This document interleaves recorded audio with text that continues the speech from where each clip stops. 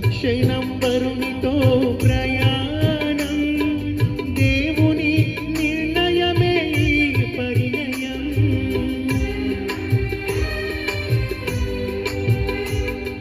అనుక్షణం వరునితో ప్రయాణం దేవుని నిర్ణయమే ఈ పరిణయం అందించు కుమారి నీ అడుగుల సహకారి అందించు కుమారి నీ అడుగుల సహకారి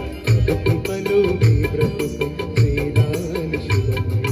అనురాగ వీణపై పలికే